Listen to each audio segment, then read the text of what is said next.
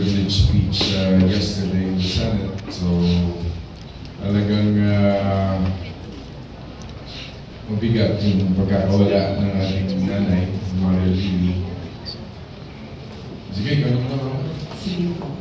Ako po yung original Regal baby. Si Bong, mother's baby lang. Oh, mother's baby. I started with Regal when I was 13. Naalala ko nung dinala ako kay Mother Lily. Kasama ko si Nora Calderon, aking discoverer. At ang unang pinagawa sa akin ni Mother, pinataas niya yung pantalon ko at chinek niya yung legs ko. Yun ang una niyang tingnan. Gagawin kayo sana. At sinabi niya, pwede, maganda ang legs niya. Pinaikot. O sige, kasi isama na yan. My first movie here was Story of Three Loves. Nakapasok po ako dito nung panahon na, if you remember Alfie Anido, he passed away that time. And the Story of Three Loves lacked one love team. Nawala po si Alfie Anido together with Dina Bonivi. So pinasok po ako, I was introduced in that movie. And movies started to come in. Iba-iba yung pinapagawa sa akin ni Mother. Pinaglalaroan po ako. Naging offbeat yung mga roles ko dito. Naging witch. Naging less secretary ni Amalia Fuentes. Wala na lang ako ni Mother. At dito ko po nakilala ang aking asawa. Sino si Mother ang rason kung bakit makapaling ko? Joke lang yan. Actually, gumagawa ng pelikula ang father-in-law ko, si Ramon Revilla Singer, na Commander Melody. Kagagaling ko lang doon sa Amerika. Yes. No? And then, nakita kami. I think nandiyan ka sa... Oh, kayo dalawa, pictorial ka. Biglang pictorial. Kaya, doon na nagsimula yung... At saka, alam ko, nag-arrange nung pictorial na yan, si Chitra, mas na publicist ni Bong at publicist ko din, kapatid ni Ate Edra. Sa park, sa tabi ng bahay ni na Mother, sa Lasal Street, sa North Green Hills yun, Northeast Green Hills. At doon nagsimula. Pero nung una namin pagkikita, hindi ko pa siya type. Siya lang yung may type sa akin. Hindi. Kasi, 14 years old pa lang ako noon. Gusto na niya akong i-date. Oo, pero hindi pa pwede dahil bata pa ako.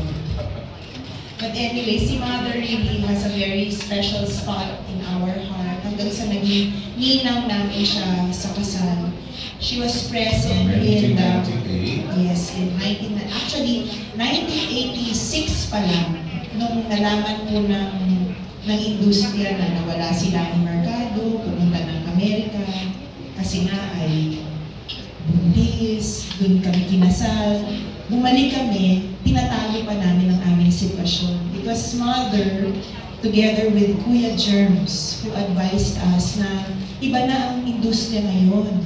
Kailangan sabihin nyo ang totoo, isiwalat nyo yan, at lalo pa kayong mamahalin ng mga fans. Yes. Kasi at that time, parang sinasabi na pag action star ka, hindi ka po pwedeng mag-asawa ka agad. Pag nag-asawa ka, babagsak yung career mo. So yun yung pero si Mother sa nagsabi, i-accept ng tao yan. Kaya nagtuloy-tuloy ng nasa stage siya, pinapalik ko siya dito, yun. Si Mother, isa sa nag-advise na uwi mo na.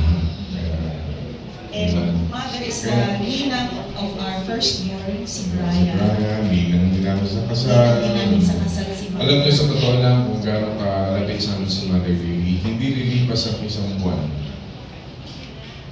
Tatawag niya, gusto ko na, gusto mo iho, gano'n, alam niya. Talagang sobrang sweet niya at paggawa ko yung pelikula ko na Dugo ng Panday, dito na-produce siya. It is one of my best movie until now. Marami na akong patay na nagawa. Dalawa na plus this one, iba pa rin yung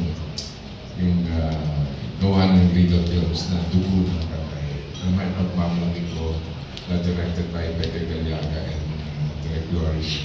Regal Films siya, kay Mother na talagang very proud ako sa project niya. And alam nyo, hindi niya natatanong kung bakit ganun ko siya ka-love.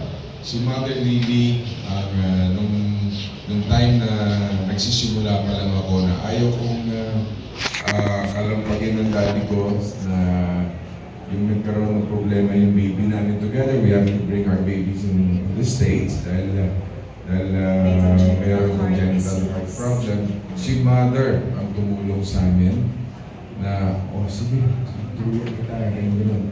Tinala ko yung baby namin sana, although she did not make it din, yung baby namin. Pero si Mother nandiyan talaga. Isang nanay na talagang maaasahan mo. At saka heard Lauren, yung sinasabi niya, no, talagang binigyan ako ng condominium niyan dito sa Imperial. Binigyan ako ng townhouse. Dalawa. Sa akin, condominium, townhouse, sa Tagaytay Royal. Yes, yung Tagaytay Royal. Kaya, paano mo, di ba? Ganun siya ka. Kaya sabi ko nga, ako ang mother's baby. Di ba? Ako yung baby niyan. Talagang sa mga action star, baka magselos yung ibang action star, di ba? Pero talagang super love ako niyan. Kaya, minsan nag-love siya sa akin. Wow, I want piano. Piano. Pinadala ko agad yung piano niya. The very next day, pinadala ko siya ng piano. Hindi ko alam po yun yung ginamit niya na nung tinugtugan ako. No? Tapos kaya, siya pa yung binigyan ko ng napakaraming bulaklak. Yung alam mo, 5,000 roses yun. Hindi yata kita nabigyan ng gano'ng maraming bulaklak. Pero si Mother Lily, flower shop na yung 5,000. yes, si Mother Lily, dahil sa sobrang love ko si Mother, pinadalan ko siya ng gano'n. Kahit sinong babae na niligawan ko, wala ko akong pinadalan ng gano'n. Not even you. Pero okay, huwag ka magtampo.